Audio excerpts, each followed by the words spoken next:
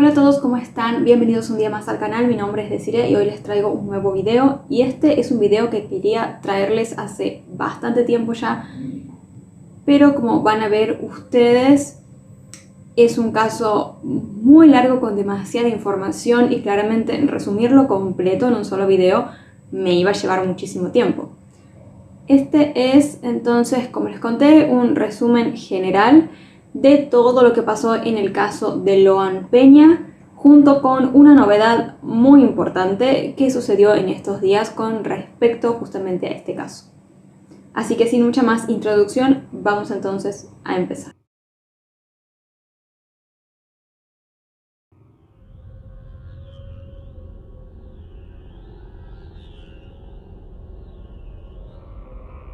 En el corazón de la provincia de Corrientes, en la tranquila localidad del 9 de julio, un suceso desgarrador capturó la atención de toda la Argentina.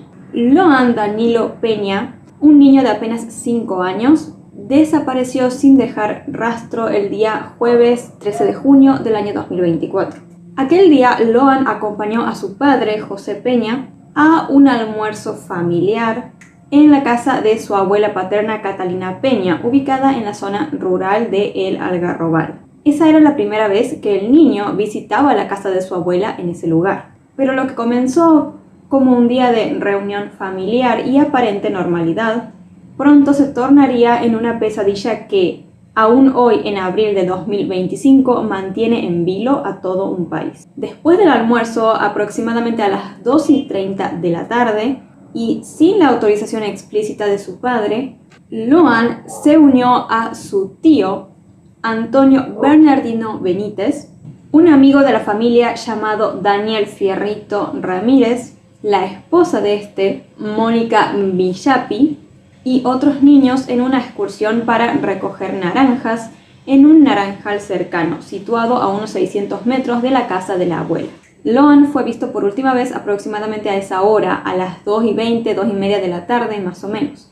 Poco después, los adultos que acompañaban a todos los niños se percataron de la ausencia de Loan e inmediatamente pensaron que quizás había regresado solo a la casa de su abuela. Sin embargo, tras preguntarle a familiares y buscar rápidamente por el lugar, se dieron cuenta de que había sucedido lo peor. Loan Danilo Peña había desaparecido. La noticia de la desaparición de Loan se propagó rápidamente, generando una ola de preocupación y solidaridad en todo el país. Ante la gravedad de la situación, a las 23 horas después de la desaparición, se activó el Alerta Sofía, el sistema de alerta de secuestros de menores que existe en Argentina.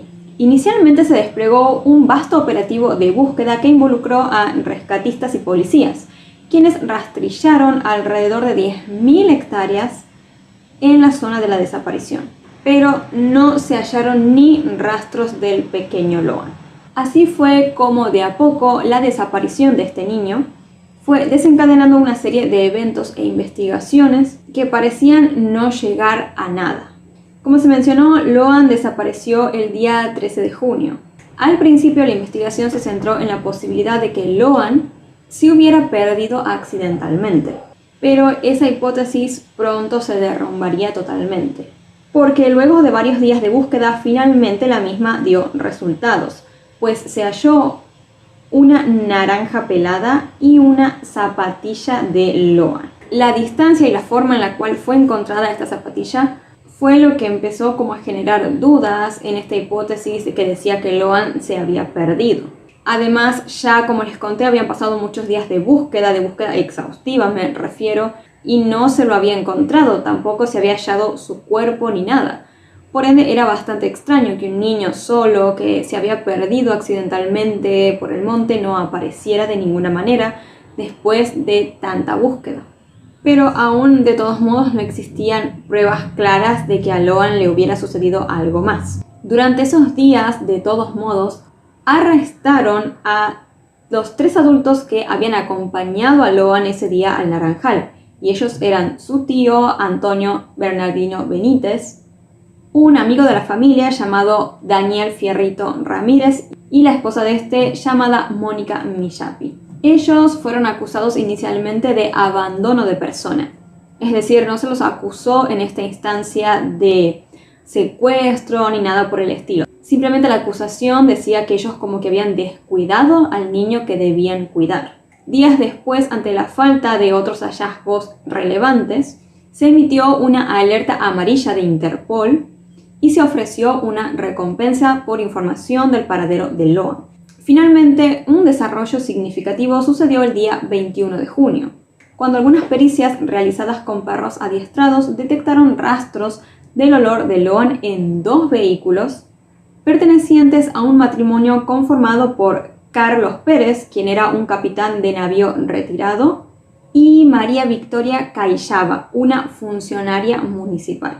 Los vehículos en cuestión eran una camioneta Ford Ranger blanca utilizada para llegar al almuerzo aquel día y un automóvil Ford Ka rojo, con el que la pareja viajó a la ciudad de Corrientes al día siguiente de la desaparición.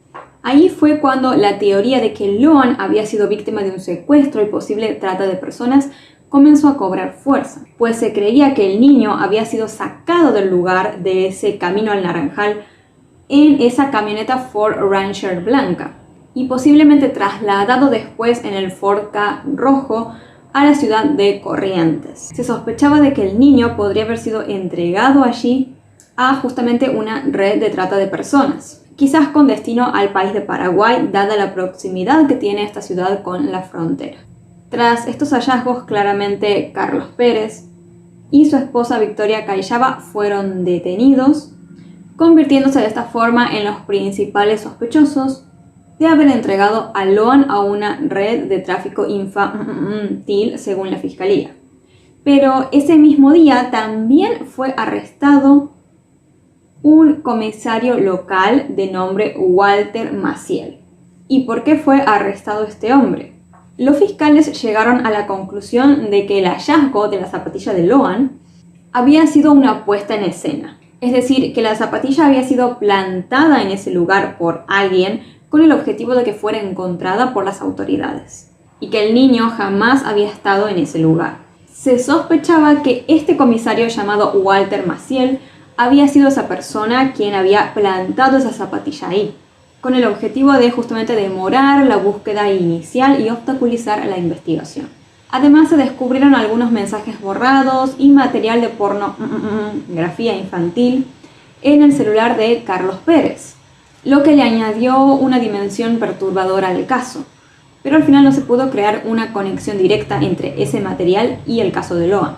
Ya sé que son muchos nombres y personas los que les estoy mencionando, pero no se preocupen que al final les voy a estar contando bien cuál fue como la reconstrucción de todo este caso y el papel exacto que tuvo cada uno. Entonces, ante la sospecha de trata de personas, la causa pasó a la jurisdicción federal. La Procuraduría de Trata y Explotación de Trata de Personas, Protex, se enfocó al 100% en esta hipótesis de crimen organizado y posible tráfico. Se analizaron entonces los teléfonos de los 6 detenidos y se digitalizó todo el expediente. Los esfuerzos de búsqueda, por otro lado, continuaron, incluyendo la revisión de lugares previamente rastrillados, y además se estableció la cooperación internacional con Paraguay y Uruguay en la búsqueda de Loan. La intervención federal de esta forma aportó recursos especializados y una perspectiva más amplia a la investigación, reconociendo claramente que existía una gran posibilidad de que detrás del caso Loan hubiera una red criminal compleja. El día 24 de junio, la Justicia Provincial de Corrientes se declaró incompetente para seguir investigando el caso. Un nuevo giro en la investigación se produjo el día 6 de julio del año 2024, con la detención de Laudelina Peña, la tía de Loan y pareja de Bernardino Benítez. Ella fue imputada por falso testimonio y sustracción de menores. Pues Laudelina, entre esas entrevistas que le hacían para preguntarle qué había visto, qué había sucedido ese día y demás, en un momento dijo que ella sabía que Loan había sido atropellado accidentalmente por Pérez y su esposa Victoria Cayllaba, y que después ellos mismos habían escondido el cuerpo. Pero Laudelina después desmintió esta versión, y que claramente la acusaran formalmente de falso testimonio, porque era básicamente lo que había hecho. Hasta ese momento, a pesar de todos los esfuerzos, el paradero de Loan seguía siendo desconocido. La investigación continuó, Se siguieron registrando los teléfonos de las personas involucradas, revisando imágenes de cámaras de seguridad y demás. Entonces, con Laudelina hasta el momento se sumaban 7 detenidos. La propia Laudelina, su esposo, que serían tíos de Loan, un matrimonio extra que serían como amigos de la familia de Loan que estaban ese día en el almuerzo, aparte este capitán de navío retirado y la funcionaria municipal, quienes eran dueños de los vehículos en donde se hallaron olores de Loan, y finalmente este policía que intentó plantar una pista falsa para desviar la investigación. Como les dije, no se preocupen si todavía no pueden encontrar como una conexión entre todas estas personas, porque después les voy a estar contando como la reconstrucción de todo el caso que hicieron las autoridades en base a las investigaciones y a las cosas que se fueron descubriendo, y ahí van a ver, digamos, cómo se conectaban todos y cómo fue el plan que tenían. Entonces, la justicia ordenó que la prisión preventiva para los 7 debía mantenerse. Uno de ellos intentó solicitar la prisión domiciliaria, pero le fue rechazada.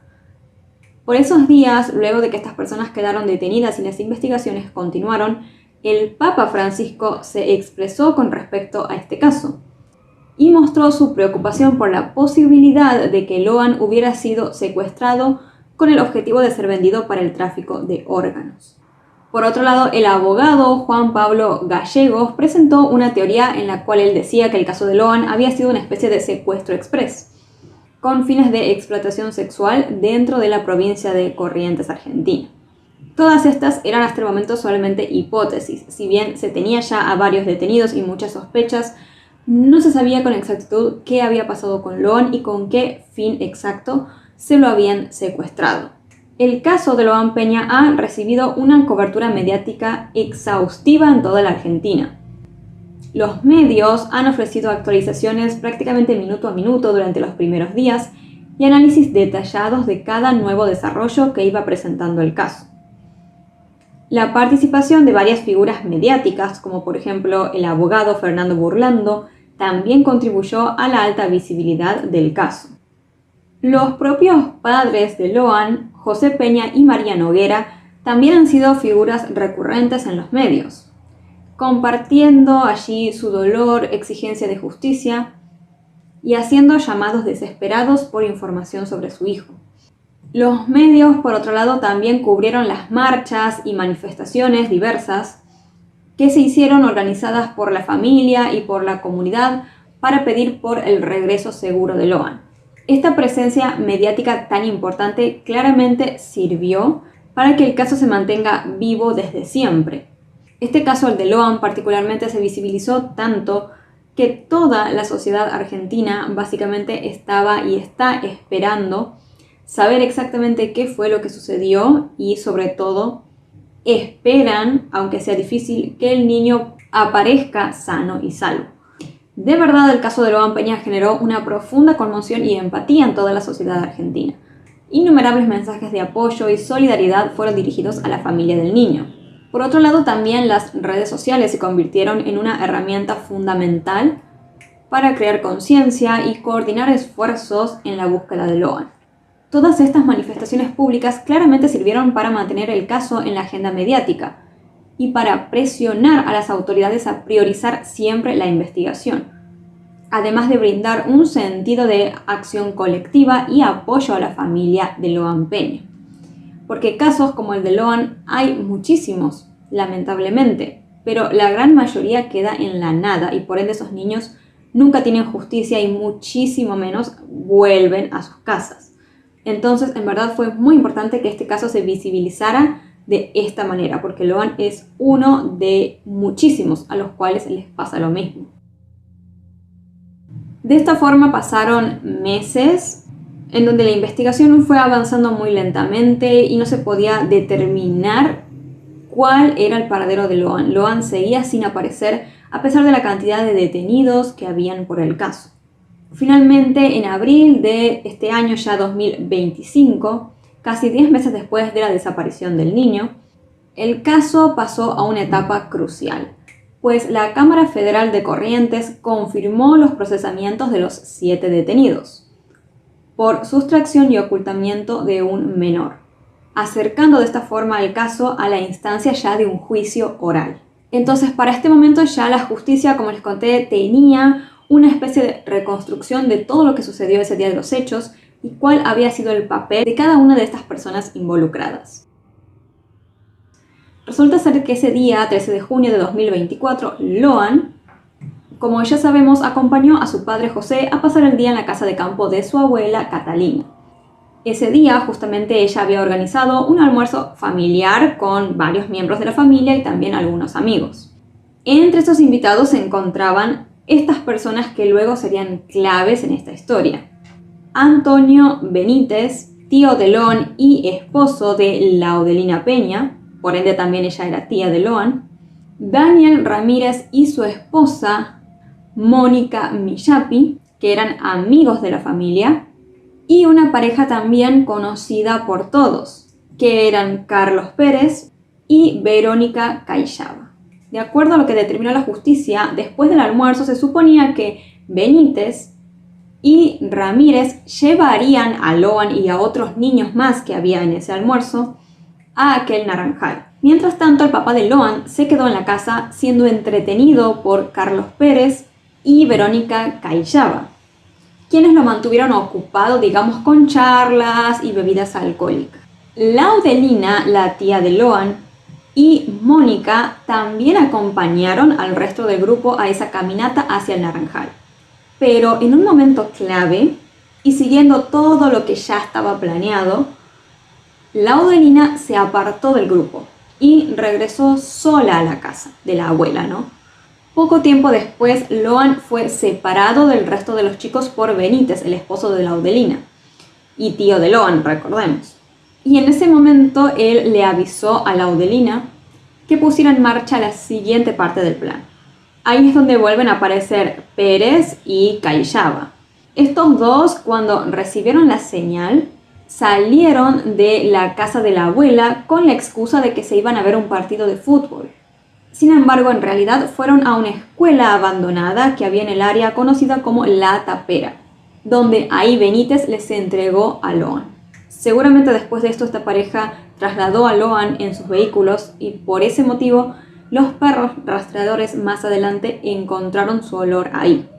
Mientras todo esto pasaba, Mónica Millapi se quedó cuidando a los demás niños con el objetivo de que no se dieran cuenta tan pronto de que Loan no estaba.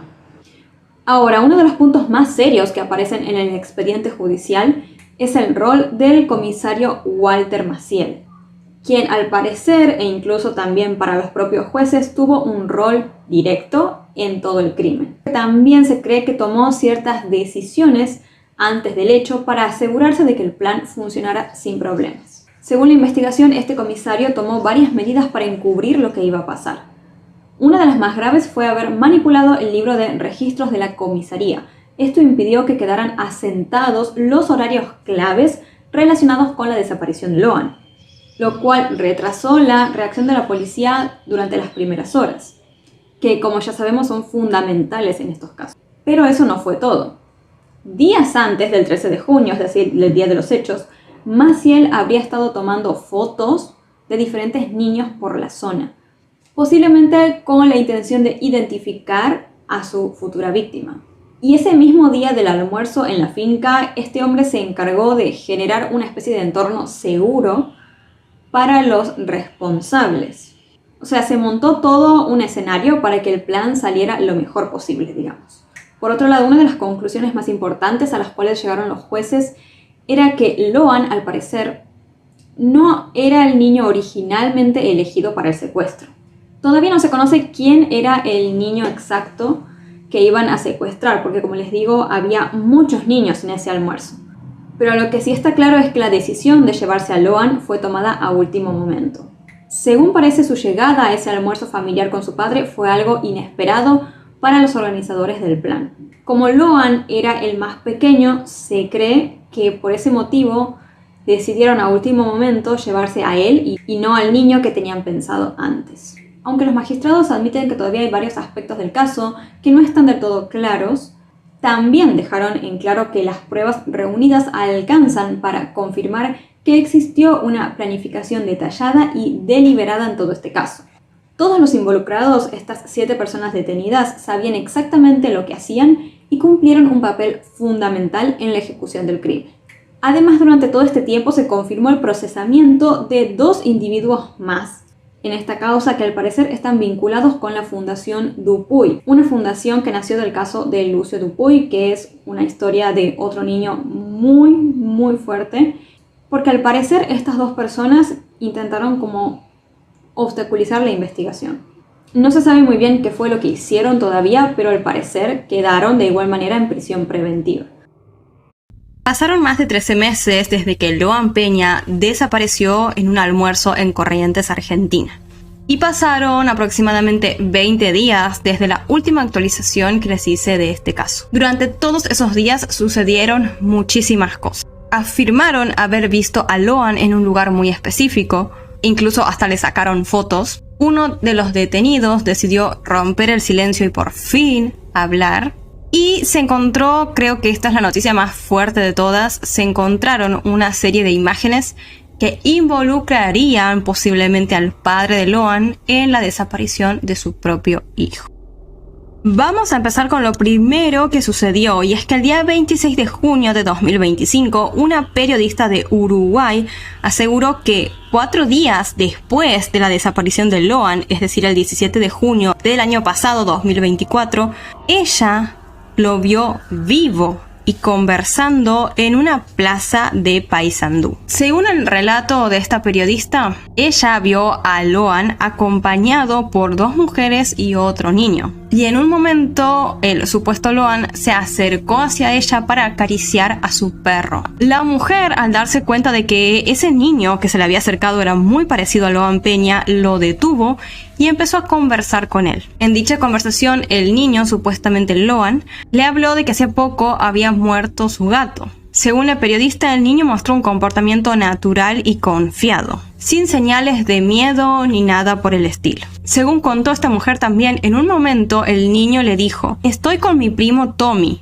pero no lo veo ahora". Después de este encuentro, la periodista se contactó con uno de los hermanos reales de Loan y le contó lo que había vivido. El hermano de Loan le contestó que todo lo que ese niño había dicho coincidía con cosas que le habían pasado a su hermano Loan, como por ejemplo lo del gatito que había muerto, entre otros datos. Pero algo en particular llamó la atención, porque Loan no tiene un primo llamado Tommy.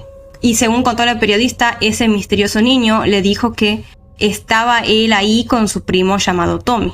A pesar de esta diferencia, la periodista denunció lo que había visto no solo en Uruguay, sino también ante la Interpol de Argentina, usando la línea oficial 145.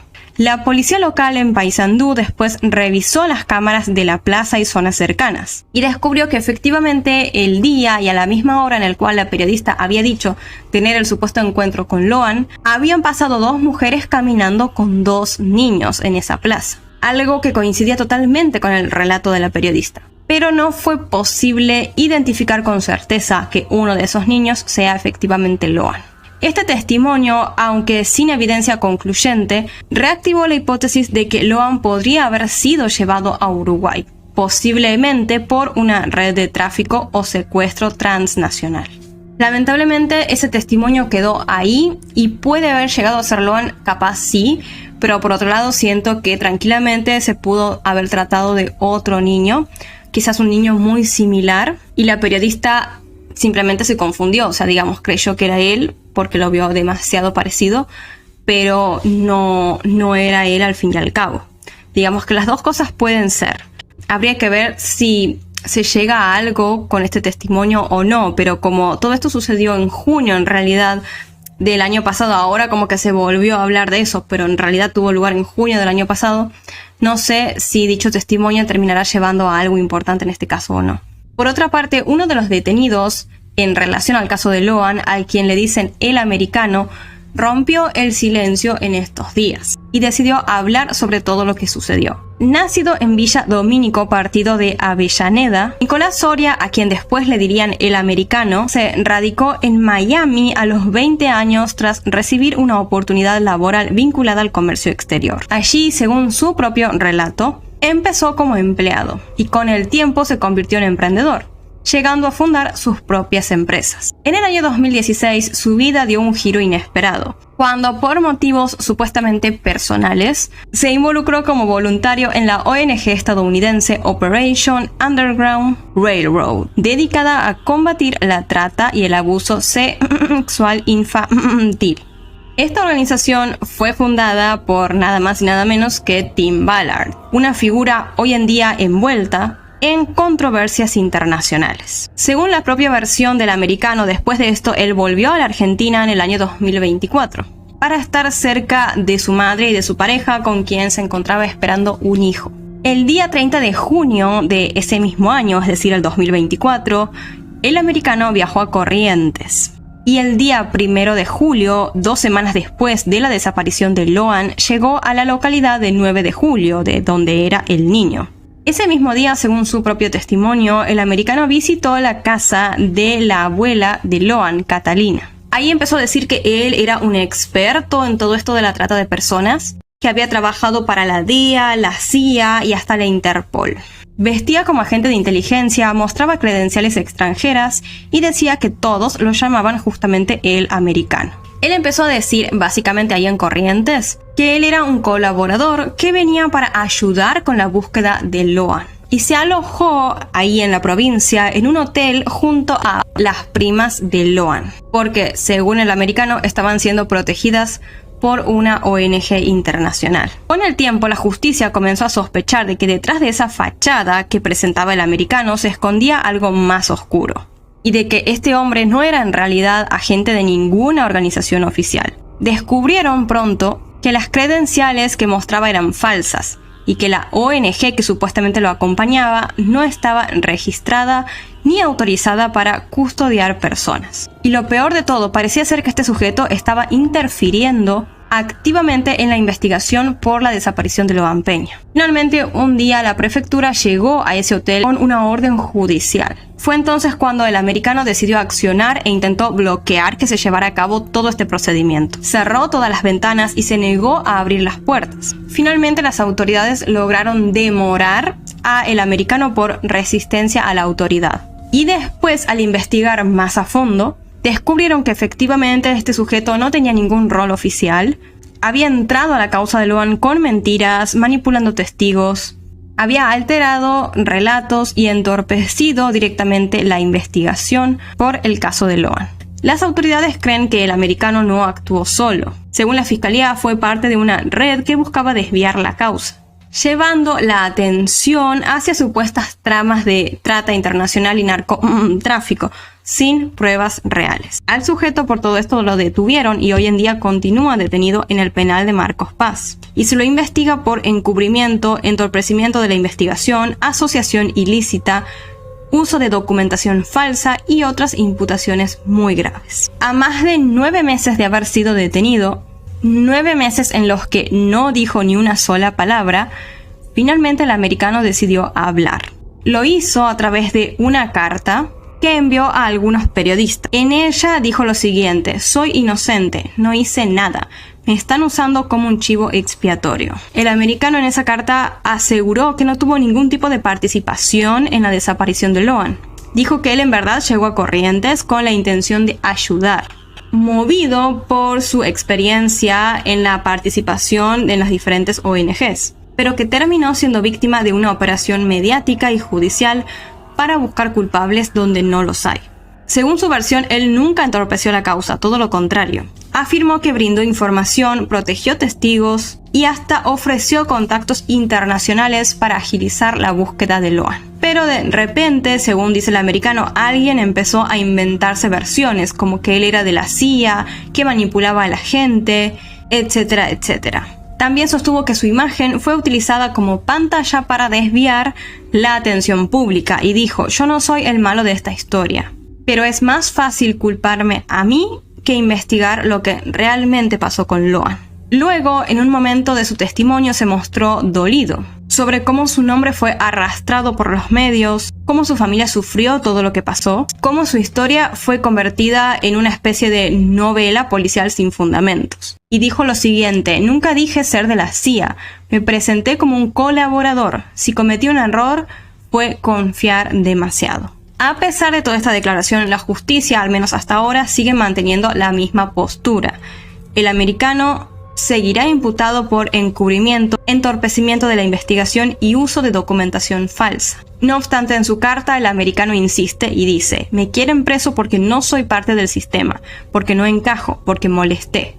Si de verdad quieren saber qué pasó con Loan, miren más arriba. Yo no soy el monstruo, solo soy un hombre fácil de ensuciar. Cambiando de tema y retomando el tema de estos avistamientos que hubo en estos días de Loan, el 9 de julio de 2025, hace muy poquitos días, un testigo identificado como Blanco BT se presentó ante las autoridades para denunciar que había visto a un niño con características muy similares a las de Loan en la Clínica del Pilar, que está ubicada en las Corrientes. Según el relato de este testigo, el niño estaba acompañado por una pareja adulta. Un hombre de contextura alta, vestido con pantalón azul, saco negro y zapatillas negras, y una mujer con el cabello teñido de rubio.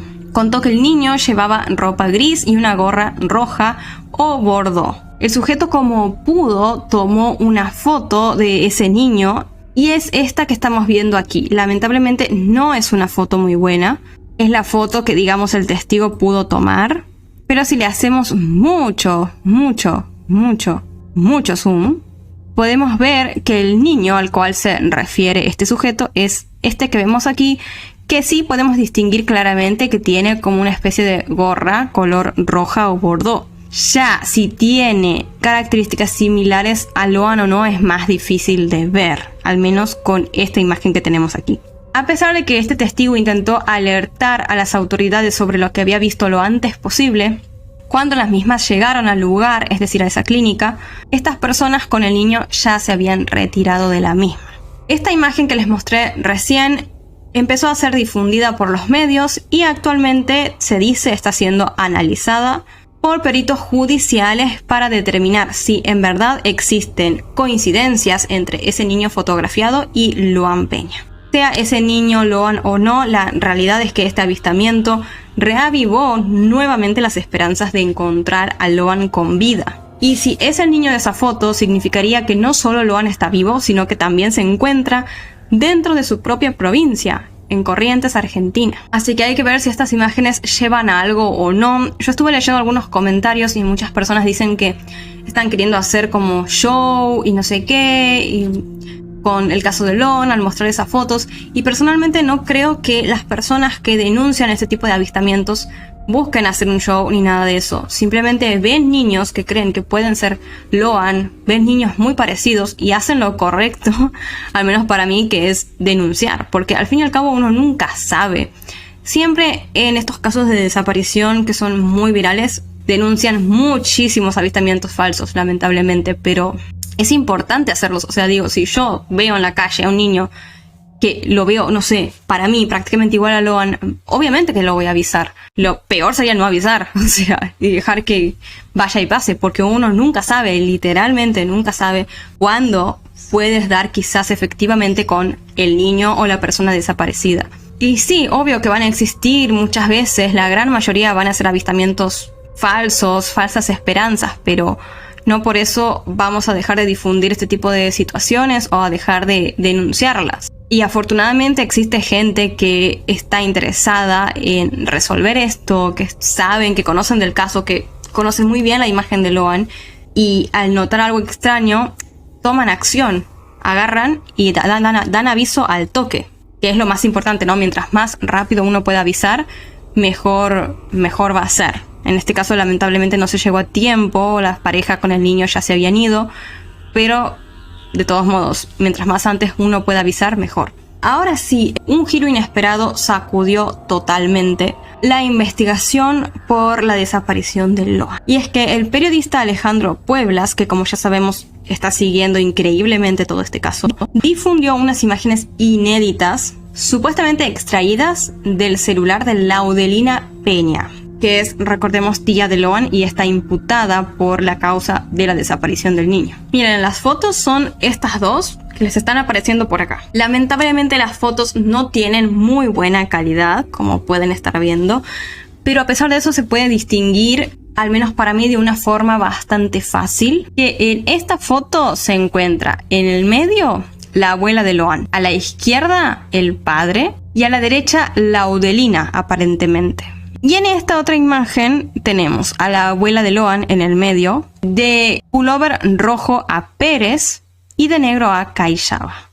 Pérez y Callaba, recordemos, son un matrimonio que los dos están imputados actualmente también por la desaparición del niño y son los dueños de la camioneta en donde se encontraron restos de sangre de Loan aparentemente. Les voy a poner por acá unas imágenes de Pérez y de Callaba para que las comparen ustedes por su propia cuenta. Pero para mí al menos claramente son ellos, sin mucha duda. Y según Alejandro Pueblas, la camioneta que se encuentra atrás, no la que tiene la Virgen, sino la que está más atrás a un costado, sería la misma camioneta que utilizaron Pérez y Callaba el día de los hechos y donde después, como les conté, se encontraron restos de Loan ahí. ¿Y por qué serían relevantes estas imágenes en relación a la implicación o no del padre de Loan en todo esto? Porque el padre de Loan declaró, digamos desde un primer momento, que él no conocía a Pérez y Callaba, que no los conocía de antes de todo lo que sucedió con Loan. Y estas imágenes, como podemos ver, son del mismo día. Si bien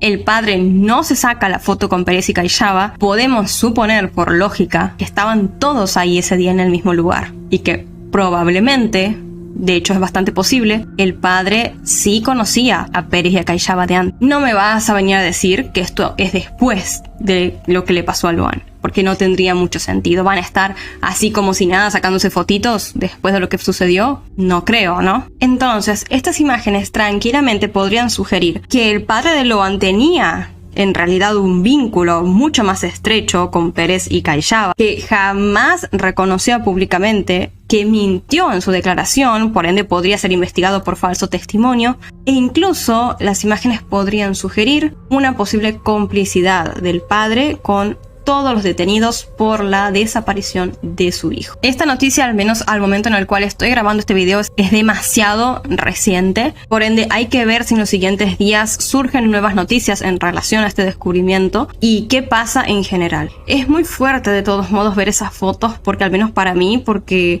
claro, prácticamente están mostrando, como confirmando que el padre de Loan mintió en su declaración. Y por más de que no sea como una prueba contundente ni nada por el estilo, está demostrando una mentira. Y uno dice, bueno, pero si no tienes nada que ver, si toda tu declaración es cierta del día de los hechos, ¿para qué mentirías en ese detalle específico? ¿Por qué dirías que no conocías a Pérez y Callaba si en realidad sí lo conocía? Da escalofríos realmente, y más teniendo en cuenta que para muchas personas los padres de Loan están involucrados en su desaparición. Incluso para el propio Fernando Burlando, ex abogado de la familia de Loan justamente tiene algo que ver con lo que le pasó, así que en verdad esas imágenes dan un poquito de escalofríos de ver, porque no importa el tiempo que pase ni cuántas más cosas sigamos descubriendo de este caso, siempre, al menos para mí, va a dar como una sensación muy fea el ir viendo cómo quizás unos padres están involucrados o tienen algo que ver con la desaparición de su propio hijo. Vamos a continuar hablando del caso de Loan Peña, ya que hace unos días se filtraron estas dos imágenes que parecían incriminar al padre de Loan, porque básicamente lo vemos el mismo día, en el mismo lugar, junto a Pérez y Callaba, dos de los principales sospechosos de haber sustraído a Loan aquel día del almuerzo familiar. El tema es que el padre había declarado que no los conocía desde antes del almuerzo, y estas fotos podrían demostrar lo contrario, que sí los conocía y que había tenido un vínculo, una relación con ellos antes de los hechos, antes de la desaparición de Loan. Pero después salió información muy importante relacionada a esas imágenes. Antes de eso también surgieron nuevas informaciones sobre este caso. Por ejemplo, el periodista Ignacio González Prieto, especialista en casos policiales, viajó a la ciudad de Goya para brindar una charla. Desde allí, en una entrevista con Radio 2, compartió su mirada sobre el caso de Loan, dando una visión que resulta tan dura como perturbadora. Sin rodeos, Prieto aseguró: para mí esto es pedo, ya saben qué, y trata. Una red de pedo, ya saben qué, lo secuestró, es decir, a Loan, y cuando se sintieron acorralados, descartaron el cuerpo. El periodista también se mostró escéptico respecto al avance de la causa y dejó en claro su preocupación por cómo se manejó la investigación en las primeras horas. Cuando pasa el tiempo, comentó, se pierden pruebas clave, lo criminal se resuelve en las primeras horas, advirtió con firmeza.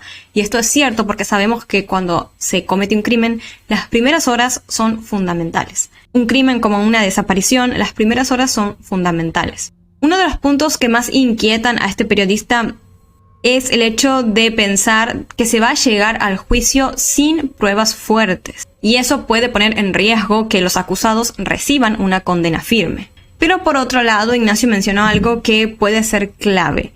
Y es el hecho de que la justicia no debería confundirse con el castigo popular. Ya que los jueces, como él mismo cuenta, van a estar muy expuestos. Toda la sociedad va a estar viendo qué decisión terminan tomando para con los acusados. No obstante, los jueces tienen que ser súper conscientes de que no pueden basar sus condenas en lo que pida la gente ni la sociedad, sino que tienen que haber pruebas reales. Respecto al entorno de Loan, Prieto contó que para él la familia de Loan es víctima, pero que hay gente muy extraña metida en el medio. En su análisis, este caso se volvió cada vez más enredado a medida que se sumaban teorías, nombres y rumores al expediente. Y todo eso dificulta llegar a una resolución clara y justa. Finalmente cerró la entrevista con una frase que resume su hipótesis. No tiene que ser alguien de la familia, pero sí alguien que conoce la rutina y el barrio. Eso hace que sea más fácil de ejecutar, es decir, el delito. Bueno, entonces, según este periodista, la familia no está involucrada en la desaparición de Loan. Pero un vecino que habló recientemente no piensa lo mismo. César Contreras vive justamente al lado de la casa de los padres de Loan y rompió el silencio hace unos días con la revista Gente. Soy vecino, amigo de todos los hermanos, padres, estoy sufriendo. Loan salía con los de mi casa y eso es lo que más me duele. Espero que se sepa algo, que no termine esto, que se muevan. Además, el vecino contó que ahora, el 9 de julio, es decir, donde sucedió todo el caso de Loan, se vive actualmente con más precaución y resguardo. Y agregó: ahora no lo podés dejar con cualquiera, refiriéndose a un hijo o a un niño. Tenés que traerlos a la escuela y todo, antes tenían libertad. Ahora, ahí, frente de mi casa, de la casa de Loan, tenemos que estar mirando, porque ahora ¿de quién confías vos? Si los mismos parientes nomás lo hicieron pelota. Con esto, el vecino está apuntando directamente a los familiares de Loan como los responsables de la desaparición, ¿no? Al decir que ellos mismos lo hicieron pelota, como refiriéndose a que lo hicieron desaparecer o quizás hasta le quitaron la vida. ¿Pero fueron realmente los familiares de Loan? Bueno, como les conté al principio, hace unos días, 2 semanas más o menos, se viralizaron estas 2 fotos que parecían incriminar directamente al padre de Loan, o mínimamente demostrar que él mintió en su declaración. Pero tras esto, el padre de Loan, el propio padre de Loan, salió a hablar en una entrevista con Rafael Palacios, diciendo que él no es el de las fotos. Estamos en la tarde, acá en la zona del Algarrobal, en la casa de la abuela Catalina, y nos encontramos con José, obviamente el padre de Loan.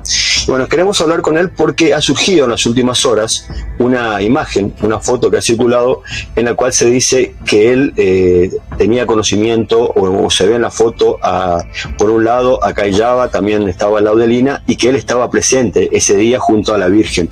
Bueno, José, ¿qué nos puede decir? ¿Usted estaba ese día? No, yo no estaba, es mi hermano que estaba ahí. Es muy parecido. Como ven, directamente él niega ser el que estaba en la foto. Dice que era su hermano. Que deberíamos pensar que es una persona extremadamente parecida, ¿no?, al padre de Loan. Sí, muy parecido, porque no soy yo. Es mi hermano cualquiera, ¿sabes? ¿Cómo se llama su hermano? Cuéntanos. Nito. Bernardino el nombre. ¿Su hermano dónde vive? Y en Buenos Aires. ¿Buenos Aires? Buenos Aires. A ver, esto surge a través de una foto que recordamos en un momento. Se ve a la abuela Catalina con Cayaba y Pérez con una virgen que anda recorriendo los distintos lugares, ¿no? Y sí, siempre anda la Virgen por ahí, siempre recorre y anda, y sí, él está junto ese día y bueno, y sacamos las fotos, pero las fotos no soy yo, es mi hermano que está ahí. Porque en la foto se lo ve, al lado de Lina, en el medio creo que está la abuela, y por el otro lado está justamente Nito o Bernardino, el hermano de José. ¿Por qué venimos hasta acá? Justamente, como estamos en el lugar de los hechos, para hablar con las personas y con José, para preguntarle, ¿era usted o no? No, yo no soy. Bueno, Bernardino vive en Buenos Aires, ¿no? Bueno, inclusive me decían que dentro de muy poco quizá pegue una vuelta por acá, de vez en cuando suele venir el 9 de julio. Sí, siempre viene. Siempre está, a cada 3, 4 meses, así, bien. Lo que vemos que es muy parecido a usted, ¿eh? Sí, muy parecido, tan parecidos somos así. No, es muy parecido, pero reiteramos, no es José, es Bernardino, es Nito. Así que, digamos, lo que ha quedado que ha mentido en la declaración y demás, no es así, porque usted no lo conocía a Carlos Pérez. No, yo no lo conocí, yo le conocí a Carlos recién, ese día le conocí a Carlos. Sí. Por eso le digo. Y reiteramos, el tema de la Virgen es una costumbre, por ahí la gente de otros lugares no conoce, es una costumbre que recorre los distintos lugares, los distintos campos y demás, se queda un rato, le rezan y después sigue. Sí, así. Sí. Y recordamos también que la abuela Cata es devota de la Virgen, ¿no? Sí, es devoto, sí, todos somos devotos de la Virgen y Tati acá en Corrientes somos todos devotos de ella, así que siempre recorre la Virgen y anda por todos los lugares. Sí, recordemos que es la Virgen de Itatí, por eso estaba en la camioneta, porque en la camioneta la iban llevando. Claro, la camioneta la iban llevando, sí. Bueno. Queríamos aclarar este tema. ¿Algo más para comentarnos, José? ¿Algo que quiera decirnos? Porque bueno, ha surgido esto, ya ha corrido como un reguero de pólvora y me parece que de alguna manera la intención era venir hasta el lugar y hablar directamente con usted. También hablamos con la abuela Catalina, ella nos comentó también que se trata de su otro hijo, de Bernardino. Sí, y bueno, no, es mentira, todo eso es lo que está surgiendo, no soy yo, así que bueno, queden tranquilos y no soy yo. Bueno, y como comentaron ahí también, aparentemente hablaron con Catalina, la abuela, y ella también dijo que no era el padre de Loan, sino su otro hijo. Que la verdad sí, pareciera ser que son demasiado parecidos los dos, si esto es cierto, pero creo que ya queda en cada uno que pensar. Al final, la justicia va a ser la que va a terminar determinando si esas fotos son importantes para la causa o no. Como sabemos, a esas fotos las difundió originalmente Alejandro Pueblas, un periodista que sigue muchísimo el caso de Loan. Y si llegan a ser falsas, yo no creo, como se dijo en algunos lugares que leí, que él haya buscado como mentir o engañar o difundir información falsa. La verdad, no siento que sea así. Siento que él de verdad quiere avanzar y encontrar la verdad en el caso de Loan, y simplemente si llegan a ser falsas las fotos se confundió porque es un ser humano y ya está. Y por otro lado, lo que noto un poco en esta entrevista es como que el entrevistador busca llevarlo demasiado al padre de Loan hacia lo que tiene que decir. No lo deja hablar con tanta libertad. ¿Me hace acordar, saben a cuál entrevista a la que le hizo Mafian a Vivian? Que toda la hora medio que la llevaba, o hablaba más el entrevistador que el entrevistado. Como que decía, y Vivian, vos no hiciste nada, ¿no? Como que vos no sabías nada. Y Vivian contestaba, claro, yo no sabía nada. Bueno, un poco así la veo a esta entrevista, honestamente. Pero bueno, ya quedará en cada uno que pensar, al menos hasta que surja nueva información. Pero el tema es que en esos días también salió una nota que ahora se las voy a mostrar, que decía que también, además de estas fotos que vimos, habían aparecido unas imágenes de una cámara de seguridad del día en el cual Loan desapareció, que comprometían aún más al padre del chico. Se comentó que esas imágenes pronto iban a ser reveladas. Aparentemente todavía no se dieron a conocer. Esta es la nota y dice lo siguiente: drástico giro en el caso Loan. Revelaron fotos comprometedoras del padre que podrían contradecir su versión. Y dice, el caso de la desaparición de Loan, niño visto por última vez en Corrientes, dio un giro inesperado tras la difusión de nuevas imágenes que comprometen al padre del menor, José Peña. Las pruebas contradicen parte de su declaración judicial y lo vinculan con algunos de los principales imputados, lo que ha generado conmoción en la investigación y dudas sobre la veracidad de sus dichos. La justicia ya evalúa posibles medidas ante la presunta falsedad en su testimonio, mientras crece la presión social para esclarecer el caso. Las nuevas imágenes captadas por una cámara de seguridad muestran a José Peña en una actitud que no coincide con lo que había declarado ante la justicia. En su testimonio, el padre de Loan aseguró haberse mantenido al margen de los hechos posteriores a la desaparición, pero las imágenes lo muestran caminando junto a los principales sospechosos en el centro del 9 de julio. Estos registros visuales refuerzan la teoría de una posible complicidad o al menos un vínculo más estrecho del que se había reconocido públicamente. José Peña aparece acompañado por Daniel Fierrito Ramírez, el excomisario Walter Maciel y otros involucrados en un momento clave del día en el cual el niño desapareció. Los fiscales analizan ahora si el testimonio del padre fue intencionalmente falso para encubrir a los implicados. De comprobarse esto, podría enfrentar cargos por falso testimonio, lo cual no solo entorpecería su posición en el proceso, sino que también abriría una nueva línea de investigación sobre su rol en el caso. El nuevo elemento probatorio ha generado un fuerte impacto en la opinión pública y entre los familiares del niño. Muchos se preguntan por qué el padre habría ocultado esa información y si su actitud fue producto del miedo, de la presión externa o de una posible implicancia directa en la desaparición del menor. Mientras tanto, la defensa de José Peña sostiene que no hubo intención de mentir y que su presencia con los sospechosos fue casual o parte de los movimientos desesperados para buscar a su hijo. Sin embargo, la falta de coherencia entre lo declarado y lo que muestran las imágenes dificulta su posición. Este nuevo escenario complica aún más una causa ya plagada de irregularidades, versiones contradictorias y sospechas sobre encubrimientos. La justicia deberá actuar con rapidez y transparencia para evitar que las dudas sigan socavando la credibilidad de la investigación y se logre finalmente saber qué pasó con Loan. Muy fuerte esa nota, la verdad, porque además salió así y no aparecieron las imágenes. No se habló casi que nada más sobre ese tema. Por ende, no sabemos si van a salir a la luz pronto, si son reales, si existen de verdad, o simplemente es una información errónea que por algún motivo fue compartida por ese medio. Quizás también pienso que por ahí se confundió, se generó una cierta confusión por las otras imágenes que ya vimos que habían salido. Pero bueno, en caso de existir verdaderamente esas imágenes de las cámaras de seguridad, sí, el padre de Loan estaría muy complicado y serían una prueba muy firme en su contra. Pero por ahora no se sabe más nada de las mismas. Vamos a estar atentos por si algún medio las divulga o se comenta algo más respecto a estas tremendas imágenes que supuestamente existen. Y hoy les traigo una actualización porque estuvieron sucediendo varias cosas importantes que podrían llevar a que se dé con el paradero final de Loan. Y ustedes dirán, pero siempre se dice lo mismo y nunca se encuentra nada. Bueno, pero ya les voy a comentar por qué al parecer ahora sí vamos a encontrar algún indicio o a Loan. Y también vamos a estar leyendo las opiniones que tiene la gente sobre todo esto, porque sí hay varios puntos un poco polémicos. Así que bueno, sin mucho más que agregar, entonces comencemos. Como todos sabemos, hace más de 1 año y medio desapareció Loan Peña en la zona rural de 9 de julio en Corrientes, Argentina. Pasaron muchísimas cosas desde entonces. Detenciones, teorías, mentiras descubiertas y hallazgos que jamás llevaron a nada. Desde entonces la pregunta sigue siendo la misma: ¿dónde está Loan y qué pasó con él? Ahora sucedió un nuevo giro en este caso. La justicia habilitó una serie de rastrillajes en 4 lagunas que podrían contener pistas claves para dar con el paradero de Loan o con Loan en sí.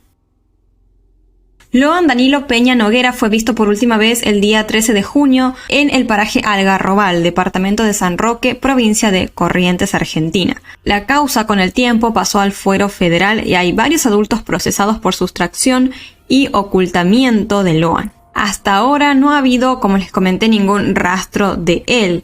Lo que inició como un extravío pasó a ser una operación extremadamente compleja con el tiempo. El día 10 de noviembre de este año 2025, el Juzgado Federal de Goya autorizó la activación de la búsqueda de Loan en 4 lagunas ubicadas alrededor del campo del matrimonio Carlos Pérez y María Victoria Cayaba, sobre la ruta provincial 113 en 9 de julio. Si bien sí se había buscado en estas lagunas antes, no fueron objeto de un rastrillaje tan profundo como el que se va a hacer ahora. No solamente van a hacer una búsqueda más exhaustiva, sino que también van a ampliar el radio de la misma. Quizás algunos que no siguieron tanto el caso se estarán preguntando por qué quieren buscar particularmente en esas lagunas en sí. los investigadores volvieron a estas lagunas porque estas zonas se encuentran cerca del lugar donde Loan fue visto por última vez y también del campo de los principales sospechosos, el matrimonio de Pérez y Callaba. Recordemos que una de las principales teorías que se tuvo sobre este caso desde el principio es la que decía que Loan fue víctima de un accidente con posterior encubrimiento. Se piensa que Loan ese día, mientras estaba en el campo, fue atropellado por una camioneta que era conducida por este matrimonio de Pérez y Callaba. En este accidente se cree que el niño perdió la vida y que estas dos personas ocultaron su cuerpo para tapar lo que habían hecho. Y por eso quieren buscar profundamente en esas lagunas que están cerca a una de las propiedades de este matrimonio, porque creen que podría llegar a ser un lugar donde podrían haber dejado el cuerpo de Loan. Pero obviamente uno se pone a pensar que si están poniendo tantas energías en buscar algo en esas lagunas es porque creen firmemente en esta teoría del accidente. Y es una teoría muy polémica, la verdad. Porque es hasta de guión de película mala, les diría en un punto. O sea, ¿quién pensaría que Loan va a andar así corriendo por el campo, justo se va a cruzar en un momento donde va a venir la camioneta y nadie va a ver nada y los demás van a ocultar el cuerpo? O sea, es como... De hecho, algunos de ustedes me escribieron y me comentaron que sí piensan que fue así.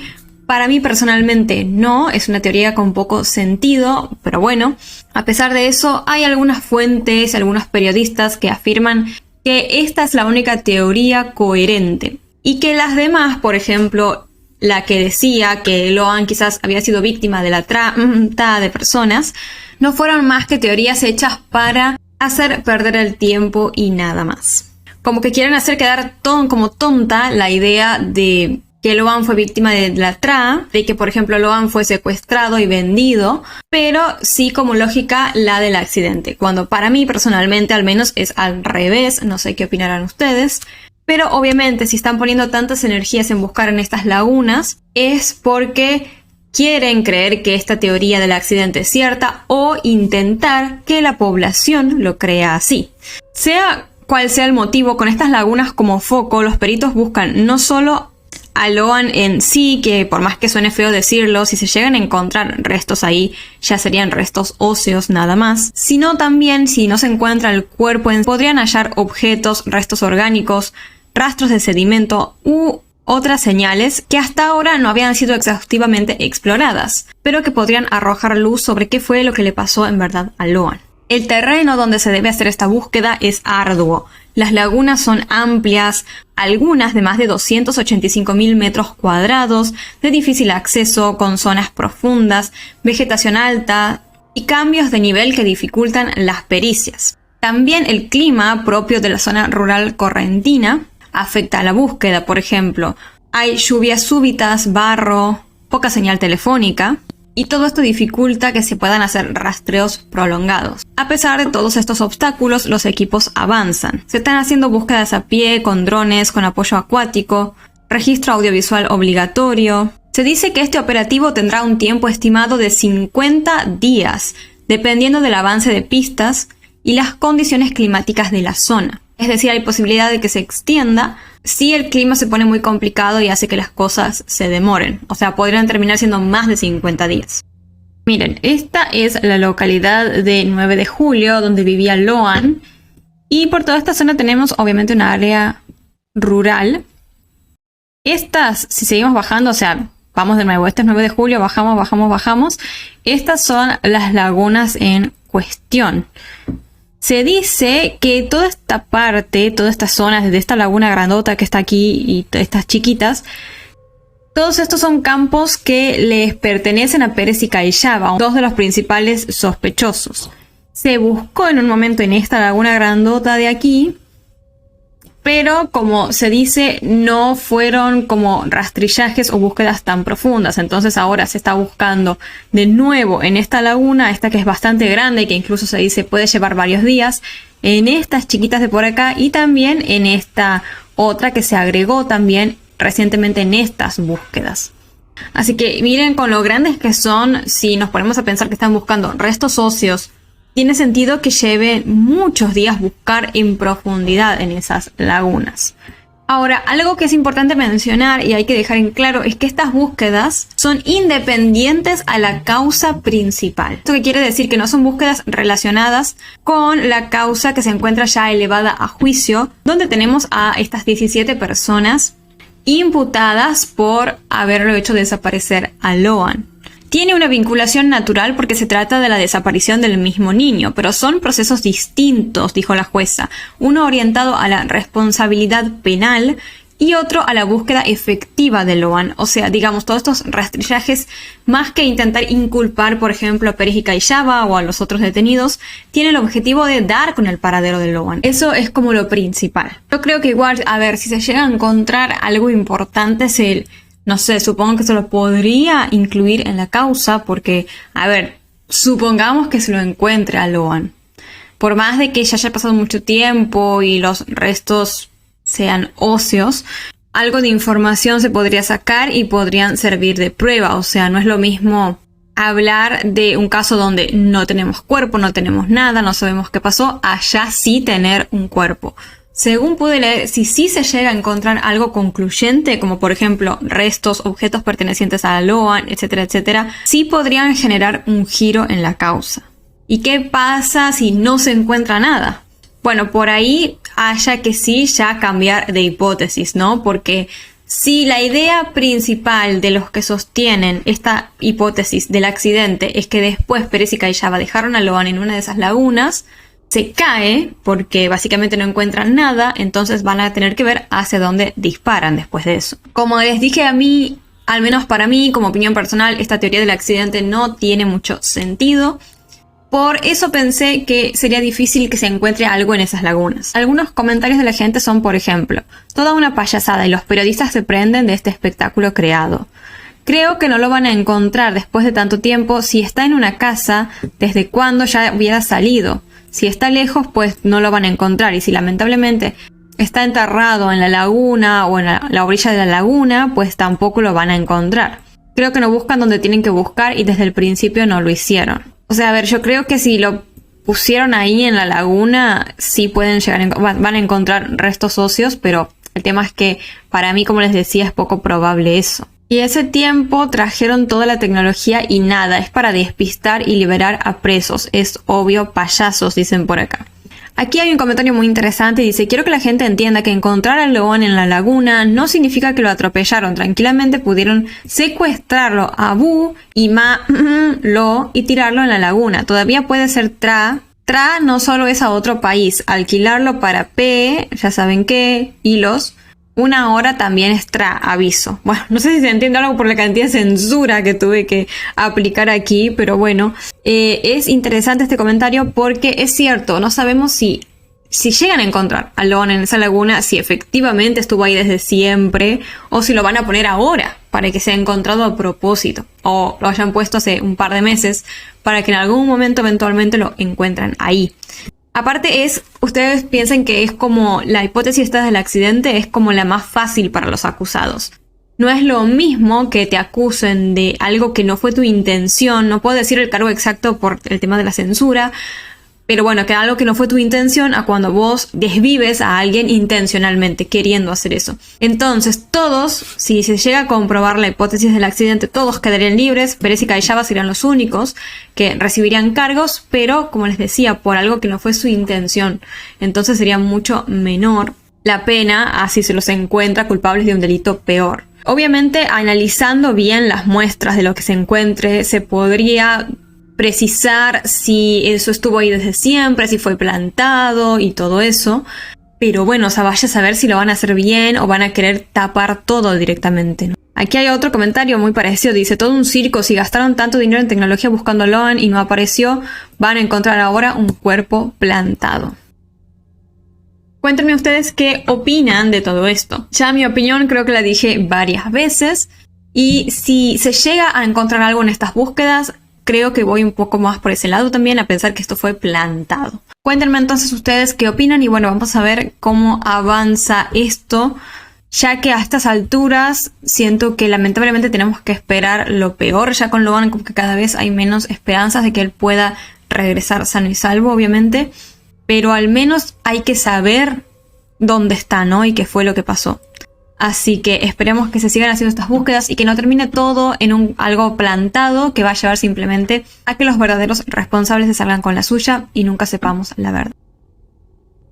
Como siempre, les voy a mandar un saludo a todos los miembros del canal y les pido perdón por el último saludo que estuvo, no sé, como muy feo, muy triste, porque yo ese día me sentía muy mal, o sea, estaba con la presión baja, así me sentía mal, y ya después de estar varias horas grabando, como que cuando llegó ese momento me sentía liquidada y no me di cuenta, la verdad, que quedó tan así el saludo, era como muy frío, como tal, así como nada, perdón, ahora les voy a mandar un saludo mucho mejor, porque no, de verdad ese día estaba liquidada y siento que al final se notó muchísimo ya. Pero bueno, entonces, mejores saludos. Los miembros del canal son Nani, Begoña Huervo Modino, nueva miembro del canal, muchísimas gracias por unirte, porque el saludo anterior la verdad estuvo bastante feo. Emi Furiosa Grey, también nueva miembro, bienvenida, muchísimas gracias por unirte, perdón por el saludo feo anterior.